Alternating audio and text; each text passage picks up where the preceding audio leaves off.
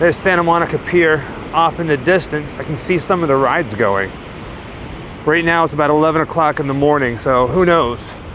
When we're done with today's video, maybe we'll head over there and see what's going on. The sun is out and it's a beautiful day, and I'm taking advantage of it. We've been traveling so much and visiting some pretty horrendous true crime locations. I thought, man, this is the perfect opportunity to head down to the beach for a beautiful, nice, relaxing stroll. Who am I kidding? We're here to talk about one of the most dangerous and violent cults in America, a group known as SYNANON. Back in the 1950s, when SYNANON came to public attention, it was a drug and alcohol rehabilitation program. I found an environment that was a loving environment. I found a place that was humane, and I found a place that was very firm. All of the things that I needed to change my behavior. The organization is composed of what SYNANON calls dope fiends, squares, and delinquent children, punks. SYNANON educates, clothes, and feeds its members, and in return, most of them turn over their personal wealth and work for SYNANON. I think that any organization like SYNANON, which convinces people that live there that it is such a superior way to live, that causes people to do anything that the organization wants them to do. SYNANON claims it's the victim of bad publicity, losing more than $100,000 in grants and contracts. Fewer addicts are being sent there. Parents are disowning their children who live there. Some filing lawsuits, charging brainwashing and torture. And a grand jury is investigating charges of child abuse. And I talked with former residents who for the first time are speaking out about SYNANON. It was founded 19 years ago by a man named Chuck Dieterich. I'm Big Brother, I'm Big Daddy, I'm all kinds of things. I wore a wonderful costume for a good many years. I look more like Buddha than Gandhi. We are an experimental society. I don't know how this is going to come out. I really don't. If I knew how it was going to come out, I would do it.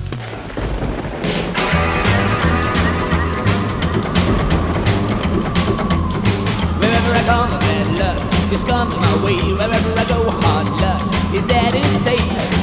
Good luck never stays a day. Bad luck's always coming my way.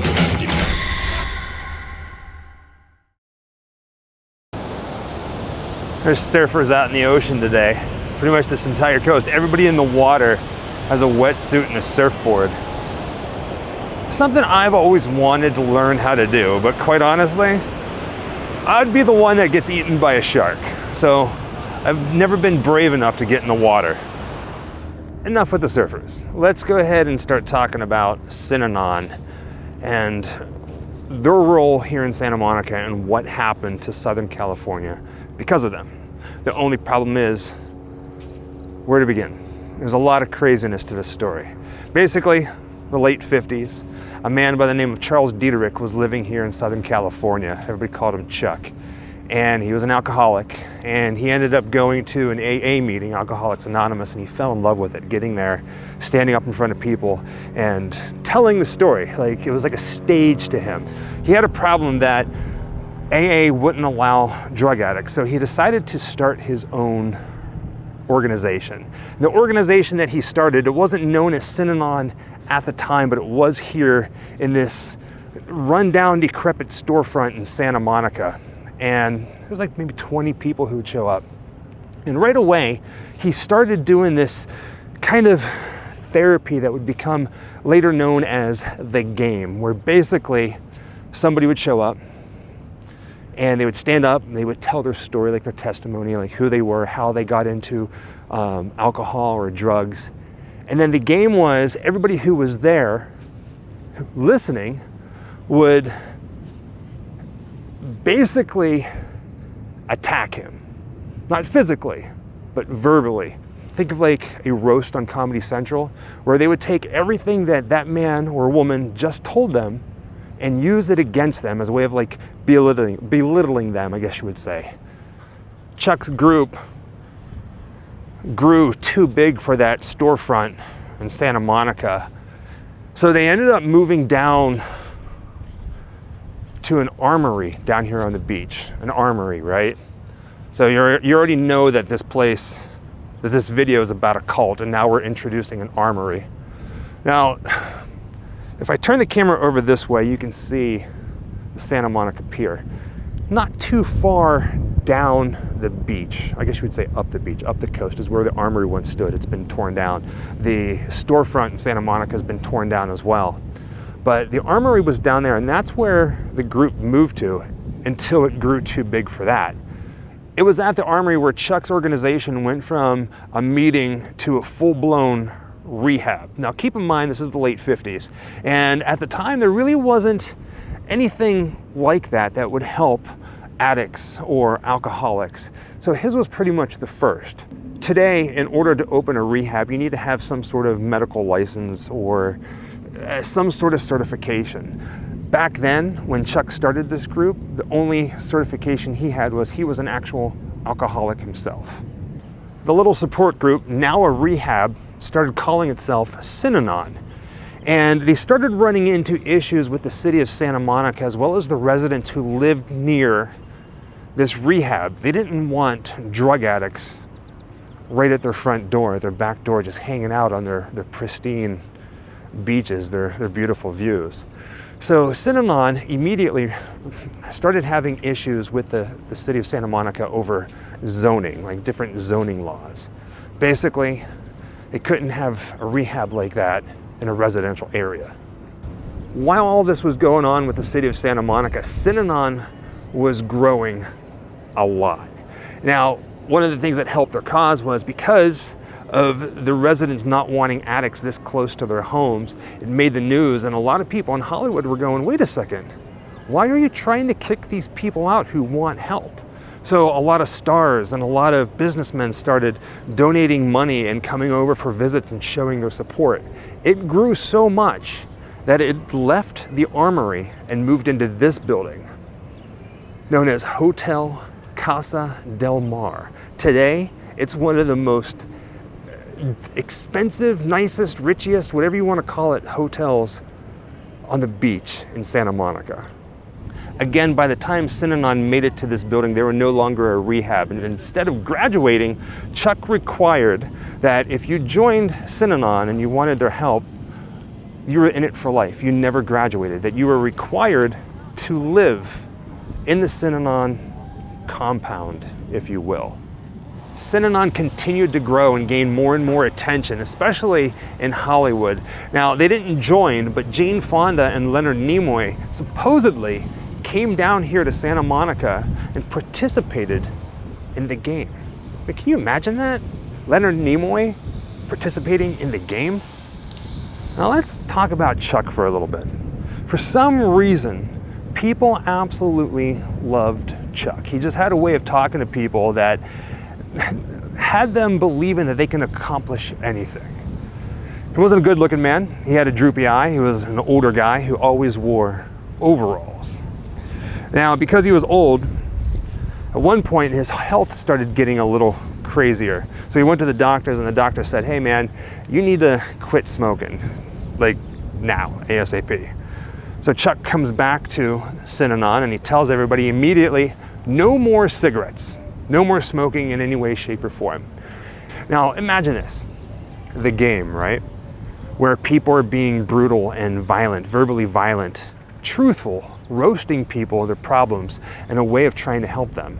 Now you take away their cigarettes. And now they're irritated, not happy, right? The game started getting a little out of hand. During one of the famous games, one person was dared to shave his head, so he did. And then the person who dared him shaved his head. Then everybody else started shaving their head. And then Chuck's right-hand man shaved his head. And then it became, hey, this is kind of like an FU, a middle finger to modern day fashion, so everybody shaved their head. And then everybody was like, wait a second, Chuck is like God. So they put pictures of Chuck and his wife all over the place, and they all started wearing overalls. It's kind of mind-boggling how fast this went off the rails. What's wrong? My mate has been acting very strange. you go back on sedation, you won't feel the same way about me.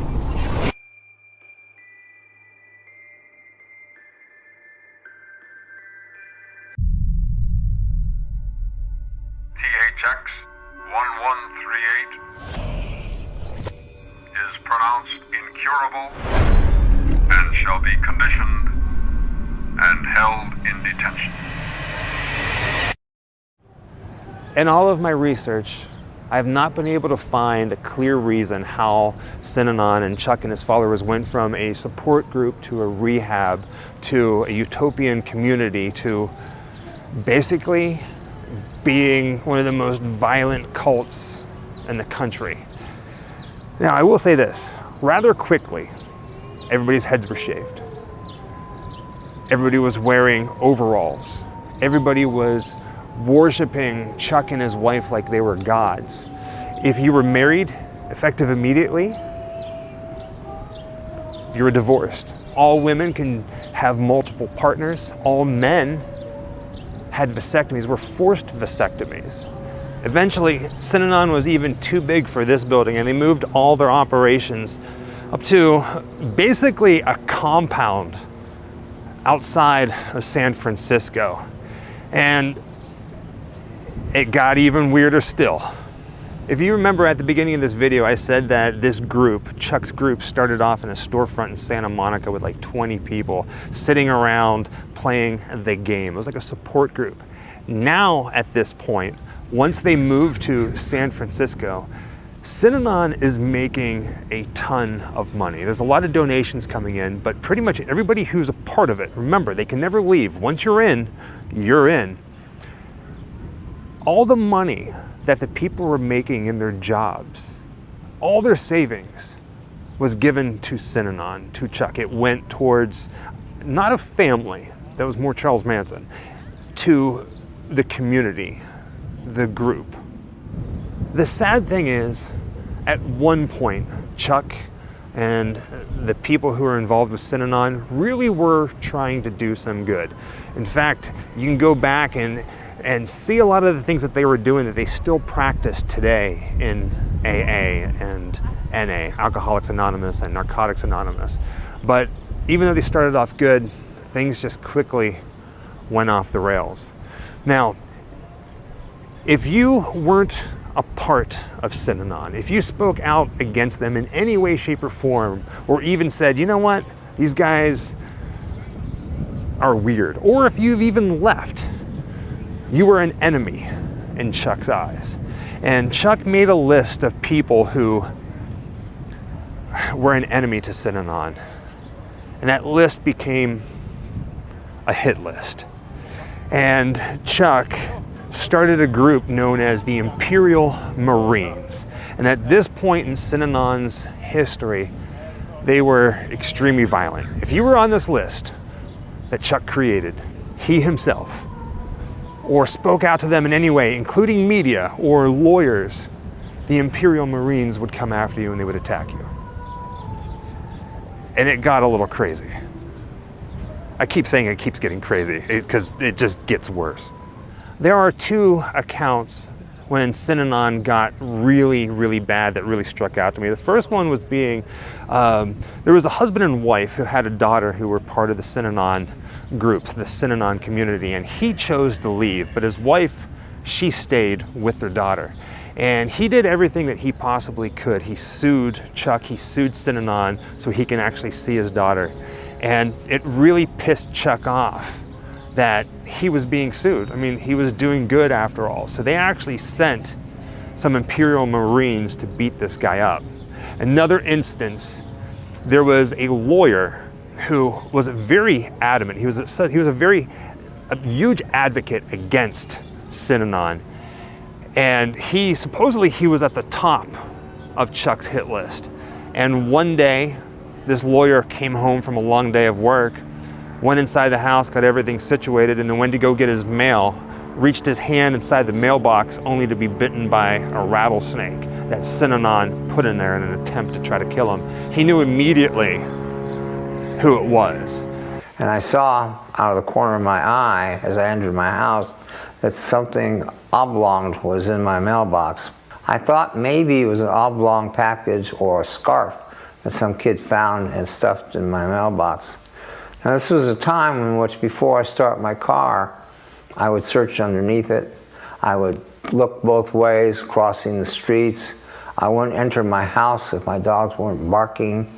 And yet with all these precautions, I just didn't think. I just nonchalantly turned open and stuck my hand in.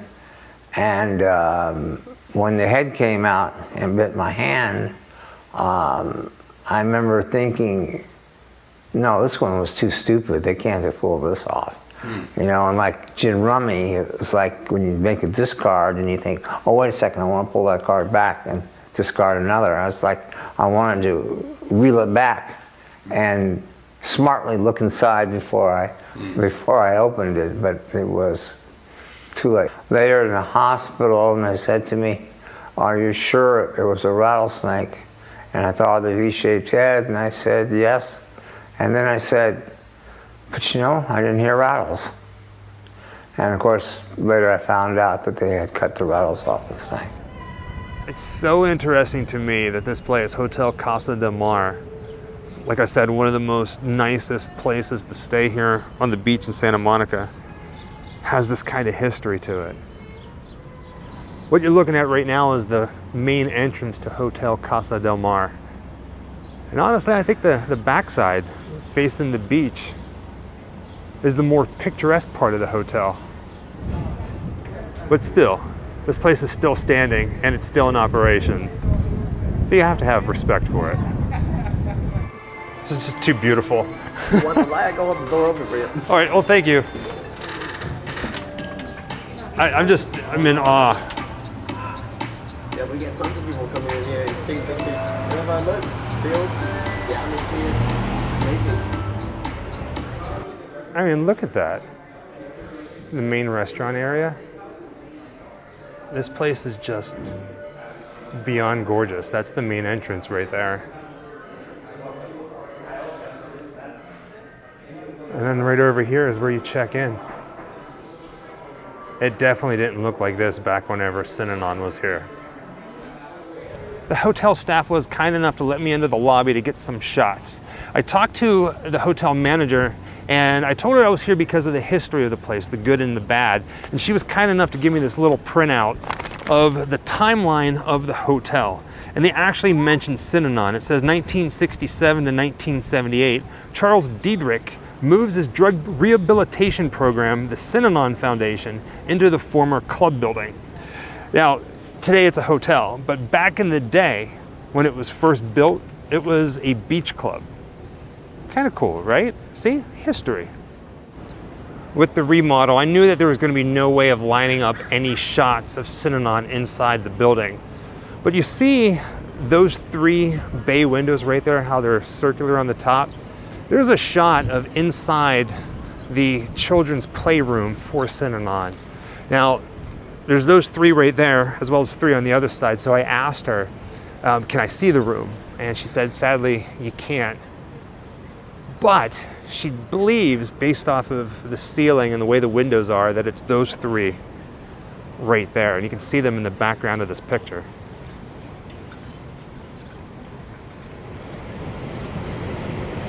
You know, it just occurred to me that we really haven't been to the Santa Monica Pier since it's been open. Last time we were here was a couple years ago, right as everything was closing down. And usually we go up to Santa Cruz. So this is kind of nice. The roller coaster looks fun.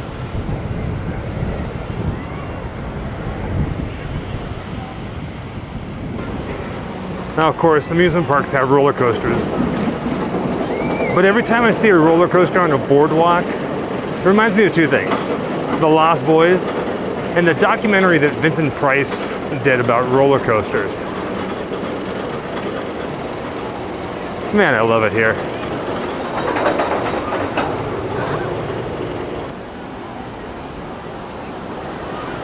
I mean, look at this. Nice summer night. Come and play on the boardwalk. Walk through the water. This is something else. Talk about peaceful, right?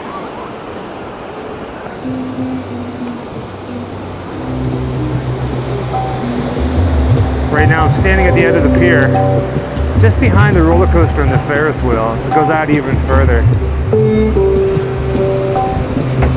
I could be here all day. I love it.